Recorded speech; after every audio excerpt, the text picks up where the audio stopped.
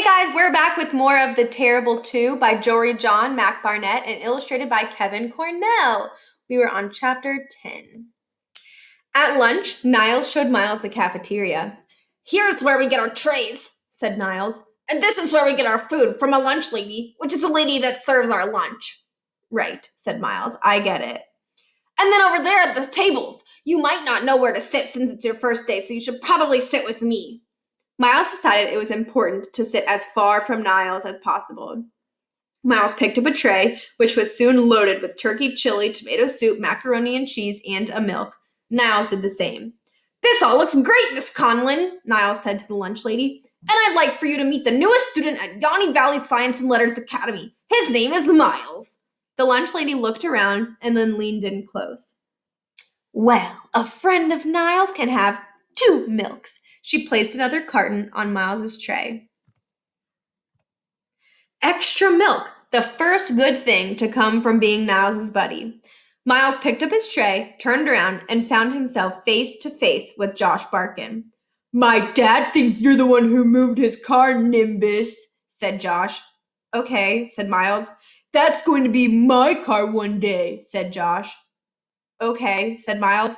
"So you basically moved my car, you Nimbus." "But I didn't," said Myles. "And you embarrassed my dad and the Barkin family name. So basically you embarrassed my name. And that's why I'm going to beat you up, to preserve the honor of my name and to avenge my future car. So I will probably beat you up twice, once for each." "Well, I don't think your dad will like that," Myles said. "Oh, I'm not going to beat you up at school," said Josh. "That would be against the rules, and I'm going to be principal here one day. But you know what, Myles Murphy? There's no school rule against beating you up on the sidewalk, in front of your house, or behind the gas station, or in a pasture. I will think of other places too.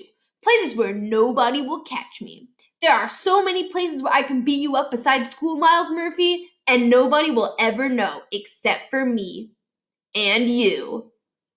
There was only one thing to do. Myles tilted his tray and spilled his lunch all over the front of his own clothes. Now he was covered in turkey chili, tomato soup, and macaroni and cheese. "What the?" said Josh. "Why did you do that?" Myles cried out. "Why did you do that to me?" "Ooh, Myles." The kids in the cafeteria heard the commotion and turned to see Myles covered in food. They pointed. They laughed. The room went wild. "What is going on here?" Miss Shandy walked up to Myles and Josh. She stared at the stains on Myles's shirt. "Josh came up and just knocked my lunch tray out of my hands," said Myles. Miss Shandy looked at Josh. "I didn't," said Josh. "That Nimbus spilled it all over himself." "Why would I spill food on myself?" asked Myles. "I don't know," said Josh. "Because you're a maniac. Miss Shandy, I never break the rules. You know that." Miss Shandy looked from Myles to Josh. "I think I can help, Miss Shandy. I saw everything."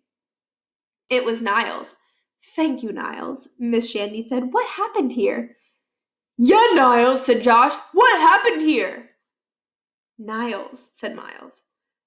"Josh walked right up to Myles and knocked the tray out of his hands," said Niles. "It was just like Myles said." Josh was shocked. Myles was shocked. Miss Shandy smiled. She had been waiting for this day for a long time. Lots of teachers had. "Come on, Mr. Barkin. We're going to see Principal Barkin." She led Josh out toward the principal's office. Everyone in the lunchroom watched them leave. "Why'd you do that?" Myles asked. Josh made me swallow a rock over the summer. Twice." "Well, thanks," said Myles. "Here's your milks," said Niles, picking the cartons up off the floor. They didn't break. And that's the end of chapter 10. Hope you enjoyed!